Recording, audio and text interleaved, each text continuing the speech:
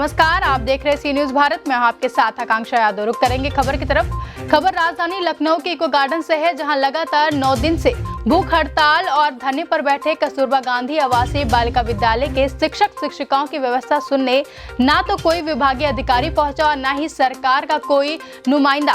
जहां नौकरी बहाली की मांग को लेकर लगातार धरना दे रहे शिक्षक शिक्षिकाओं का कहना है कि हम लोगों ने कस्तूरबा गांधी बालिका विद्यालय के लिए अपने जीवन को समर्पित कर दिया था और आज हम लोगों को बाहर का रास्ता दिखाया जा रहा है।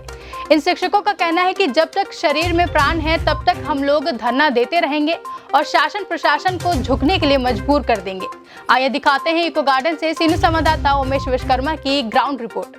कस्तूरबा गांधी आवासीय बालिका विद्यालय के टीचरों को मीठा जहर दे के मारा गया है। पहले धीरे धीरे इन लोगों को छटनी की गई। पहले पुरुषों को बाहर किया गया, उसके बाद महिलाओं के वेतन को आधा किया गया। क्यों सर, क्या बात है? अरे बहुत बड़ा ड्रामा चल रहा है इनका, डायरेक्टर जनरल महोदय का।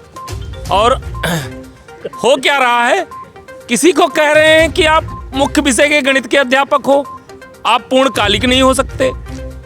आप उर्दू शिक्षक हो, आपकी 20% आबादी नहीं है, आपका रिन्यूअल नहीं होगा। आप गृह विज्ञान की महिला हो, आप पूर्णकालिक नहीं। मुझको क्या बताएं, मैं शिक्षक हूँ, अमर्यादित शब्द नहीं बोल सकता। पता नहीं किस तरीके से IAS बन के चले आए। पेट पर हम लोगों के लात मार रहे हैं, हमारी नौकरी छीन रहे हैं, हमारी जीविका समाप्त कर रहे हैं, हमारे बीवी बच्चों के भविष्य पर कुठाराघात कर रहे हैं। उनको महोदय को मैं चुनौती देता हूँ, डायरेक्टर जनरल को, वो अपने IAS की डिग्री वापस कर दें। उनको जब इतना अकल नहीं है, हम धर्म के आधार पर, हम मुख्य विषय के आधार पर, हम संगत विषय के आधार पर, हम गौड़ विषय के आधार पर, लिंग भेद के आधार पर शिक्षक रखेंगे तो आप कैसे नीति नियंता बने बैठे हैं महोदय प्रदेश के? उनको इस्तीफा दे देना चाहिए। और उनको अगर ये कस्तूरबा एक छोटी सी संस्था अगर वो नहीं चला पा रहे हैं, वरिष्ठ IAS बनते हैं अपने आप को, हमसे राय ले लें, हमसे 2 मिनट लगेगा, उनको सारी राय दे दूंगा। और उनको जो कोर्ट का प्रेशर है, उनका दिमाग किस समय नहीं ठीक चल रहा है, कोर्ट का प्रेशर है, धरने का प्रेशर है, सारा समय जो भी उनका प्रेशर का समय है वो मैं समाप्त करूंगा। एक लाइन का उनको सुझाव है मेरा कि 22/3/2014 के पूर्व की जो स्थिति है कस्तूरबा में, मानदेय के संदर्भ में, पदनाम के संदर्भ में, विषय के संदर्भ में, वही लागू कर दे, इनका सारा झंझट खत्म हो जाएगा। एक दिन साहब ने बताया हमसे कि ये इसमें RT एक्ट का मैटर फंस रहा है।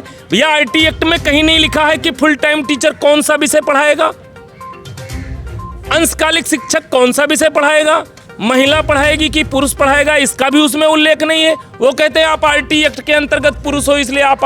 भैया मैं RT एक्ट के अंतर्गत हूँ, आप पुरुष हूँ, हमको 10 से 4 ड्यूटी लेते हो, 10 से 4 पढ़ाएंगे। अब रात में कौन RT एक्ट लागू होता है, हम ये नहीं समझ पा रहे हैं। डायरेक्टर साहब ये नहीं समझ पा रहे हैं। मैं उनको समझाने का प्रयास करता हूँ। मैं उनसे पूछता हूँ कि रात में कौन सा टीचर लोग RT एक्ट लागू करती हैं स्कूल में? लेकिन फुल टाइम जो टीचर हैं उनको तो रात में ड्यूटी उनकी तो बनती ही है। अरे वो रेजिडेंशियल टीचर है भैया, वो रेजिडेंशियल टीचर है, उनको समझना चाहिए।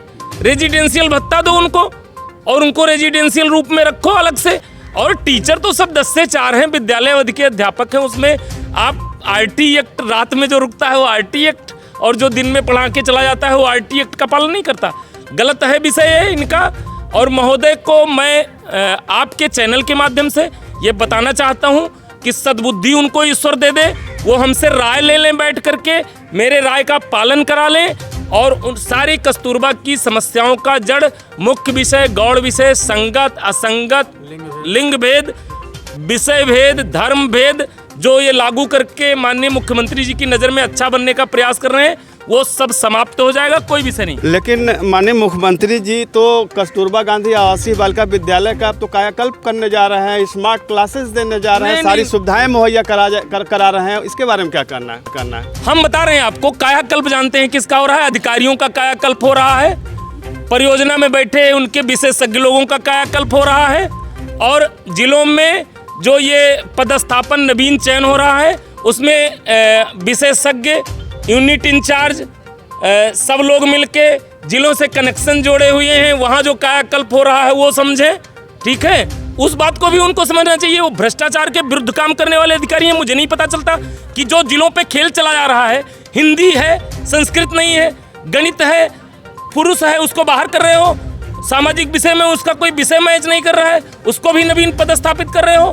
पता चल रहा है हिंदी पे नियुक्ति हुई है, सामाजिक विषय पे पदस्थापन हो रहा है। इसमें किसका कायाकल्प हो रहा है पता नहीं। यूनिट इंचार्ज का कायाकल्प हो रहा है कि डायरेक्टर जनरल का, मैं खुले तौर पे कह रहा हूँ, किसका कायाकल्प हो रहा है प्रभु जाने, लेकिन कायाकल्प तो किसी न किसी का हो रहा है।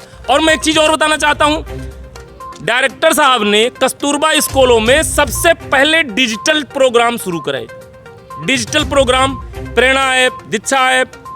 मैं कह रहा हूं अगर आपने प्रेरणा ऐप लागू कराया तो सबसे पहले 60,000 पाने वाले शिक्षकों पर क्यों नहीं लागू करा पाए? वो हम संविदानिधि शिक्षकों को, जिनकी नौकरी को आपका तो 1 साल की संविदा है, आपका काम खत्म है, उनके लिए है आपका। मैं चुनौती देता हूं, उनको चाहिए कि सबसे पहले वो परमानेंट बेसिक पे उस नियम को लागू करें। वहां हिम्मत नहीं है। हम 5,000 पाने वाले शिक्षक, हमसे कहा जा रहा है प्रेरणा पोर्टल डाउनलोड कर लो, नहीं संविदा आपकी समाप्त कर दी जाएगी। और वो 70,000 तनख्वाह पाने वाले शिक्षक, वो कहते हैं हमारे पास एंड्रॉइड फोन ही नहीं है।